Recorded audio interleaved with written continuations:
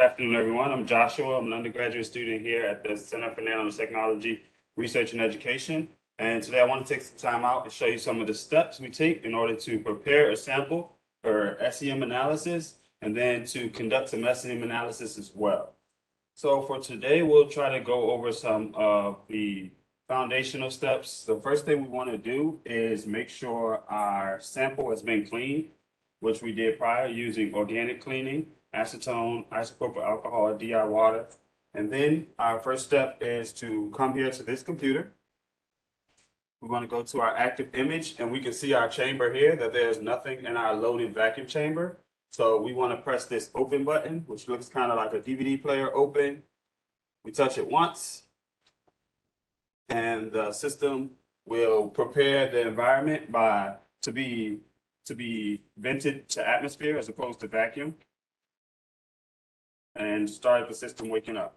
This is waking up is our electron beam getting prepared to be able to use in our analysis. So the first thing we do is to remove the sample chamber holder here. Go into this drawer. We'll get some pins to hold our sample while it's in the chamber. Take our clean sample. These pens have an adhesive sticky tape, so they are very convenient. Apply the sticky tape to our sample like this. You want to keep whatever you want to look at, whatever you're doing the analysis, as perpendicular with the gravity vector so you can see everything that you're interested in. All right, now this part is fairly important.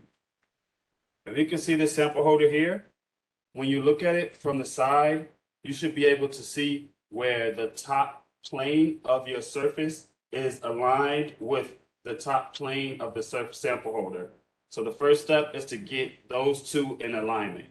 Once they are in alignment, you use your notch counter here and you drop 8 more notches. 1, 2, 3, 4, 5, 6, 7, 8. This will allow for a great level of clearance between the top of your sample and the top of the sample holder, and will allow for you to focus better inside the scanning electron microscope. For me, it took me a very long time to be able to remember how many notches it is. So it was very fortunate that Phenom provides us with a sheet here that will always be able to tell you how to set your sample height. So anytime you need a reminder, glance up there and you'll be in good shape. Once you have it at the right sample height, you want to align it back with the receiver, push the sample holder back in, and you'll see the sample holder will clear the drop chamber, and you're all set to go ahead and finish the loading process by the same way you started the loading process. Pressing this, I guess it's an eject button, and your sample will drop down. That noise you hear is the electron beam warming up still. And now, as you can see, our sample is in our sample chamber, and we can look at it optically. This is a visual, this is all the visual spectrum of light being reflected to us right now using the camera. So there's no electron activity. We can scan or pan around the sample in this window here, zoom in, and we can also take preliminary photos, which is always a good idea. So when you have to compare this analysis to some analysis you might do in the future, you can remember which sample you were using and what configuration or what orientation you had set up in your environment. Loading process complete. Second step will be to actually turn on the electron beam. This plus and plus symbol here in the top left, that is how you toggle between your electron beam being active and your just visual camera taking in visual light. So I'm going to press it now, but you see this hourglass and this positive, I guess this is a proton, this positive symbol inside of a ball. That's saying that our electron beam is still warming up right now. So it actually is not going to allow us to turn it on until that warms up. Our timer is 36 seconds, so we won't make you wait. We're going to fast forward to 32 seconds. All right, it was fast, right? I know. So now we have our electron beam warmed up and ready to be activated. Put these pins back. So I will initiate the toggle between, you should hear another sound. So now we have our electron beam on and it's irradiating our sample. So while that's happening, I'll tell you a little bit about what just changed. In an optical microscope, we shine light at a sample, and when that light comes back, we can see what the sample has using all visible light. In our SEM, we're going to do the same exact thing. It's just we're going to trade out that visible light and we're going to trade in an electron beam. So now we're shining an electron beam at our sample. It's interacting with the atoms on our sample and it's shooting back secondary electrons. And those electrons are going to a detector, which would have been our eyes, which are detectors of visible light. That detector of secondary electrons is getting an intensity from everything that each one of the atoms, and it's reflecting it to us in the image that we see here. So now we see black and white based on how the electrons are interacting with our sample. That's what we need in order to see very, very small features, like nanometer size features. We won't be able to see those with visible light. The wavelength isn't small enough. But with electrons, we can see into the nanoscale, shrink down, very small. So now we are looking at an image out of focus, but it's an electron image, so that's great. First thing we want to do is find our area of interest in this box here, which is still giving us the feedback of our visual light. I'm going to pick an area of interest of a surface layer interface, because those are most likely our areas of concern. So I click there. This is our zoom wheel. So once I click there and I click on this magnifying glass, I'm controlling this area. So I zoom in here in this window so I can get really close to make sure I'm where I want to be visually. And here, boom, surface layer to interaction with atmosphere, and I know now that I am located there. So now I'll go back to my SEM image area and I'll click on my focus, my zoom here. And it looks like I'm at a zoom of 225 times. I'm going to zoom out because we always want to get in focus and zoom out and figure out what exactly part of our sample we're looking at, and then we can determine where and how we want to do our analysis. So in order to focus, you use this. It looks like a hole, but it's not a hole. I believe it's the circle for your focus area. Right now, there's an A beside it, which means automatic. So if I click it once, it'll do an autofocus, which generally isn't the most helpful.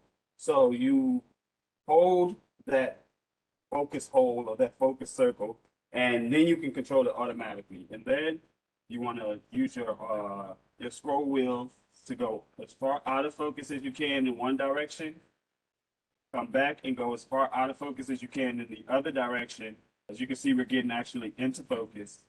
So now we're in focus, which is good, but don't stop there. Go back in the other direction out of focus. And now you know in between your two extremes there is focus. So now you try to find the actual focus, which on the first time you are focusing, you don't have to try to get it perfect. You just want to be able to see exactly what you're looking at as far as a surface and some features.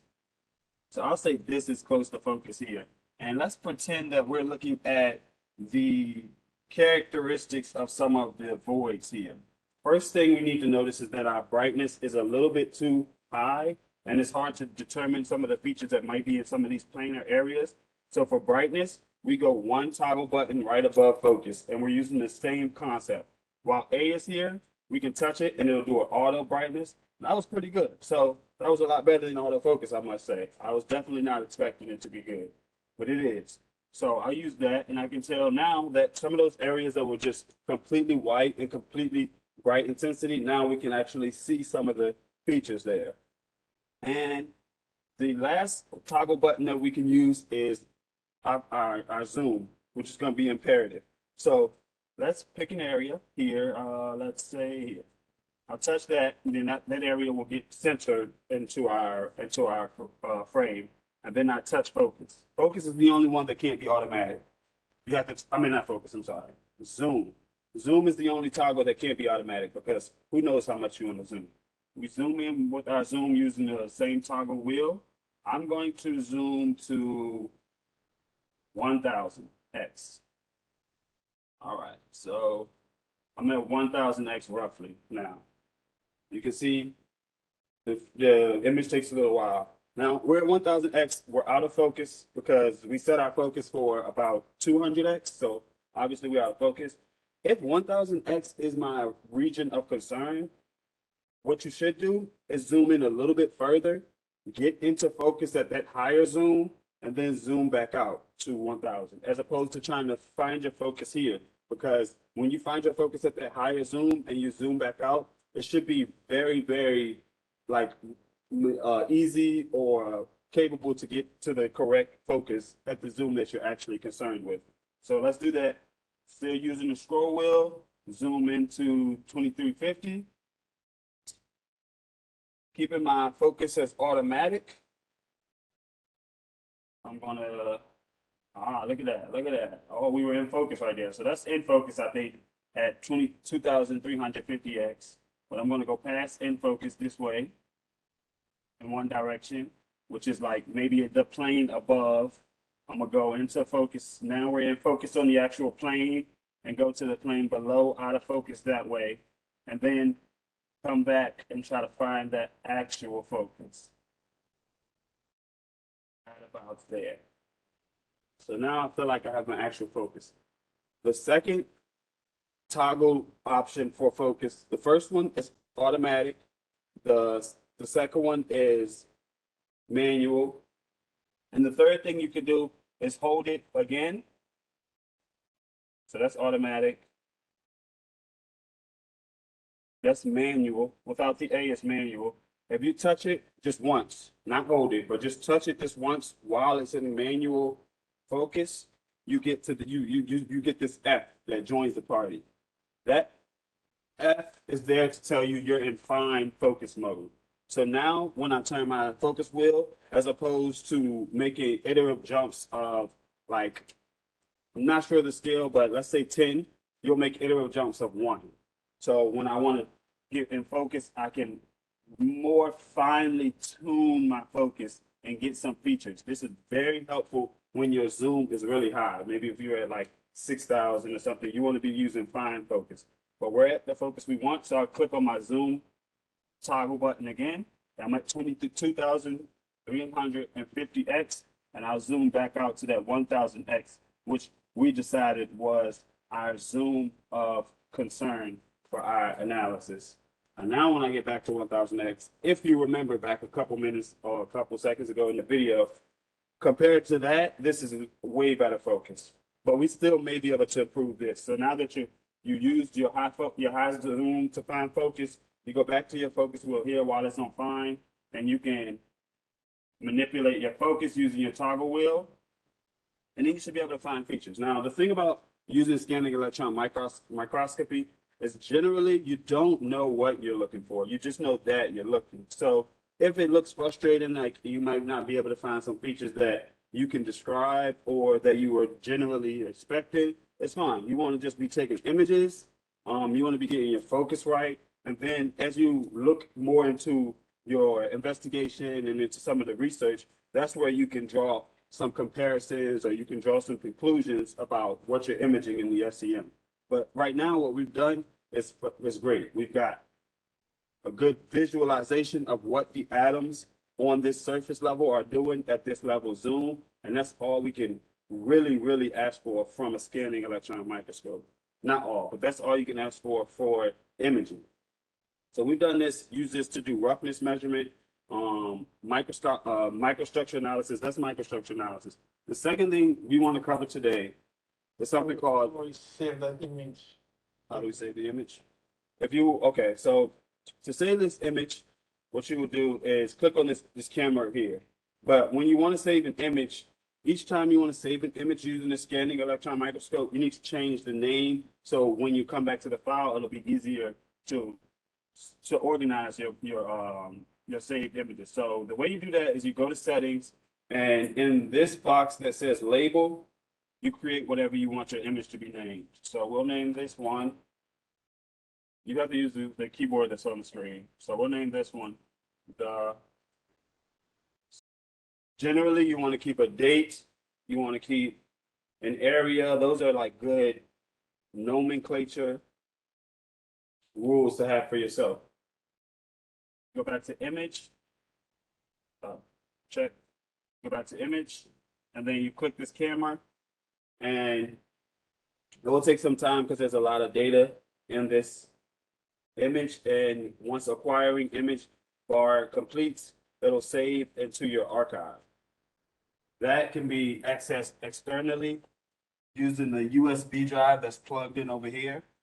Safely eject that, and then you can plug that into a USB port, and you can, transfer all the images up. All right, so we've acquired an image, and we can do analysis on it.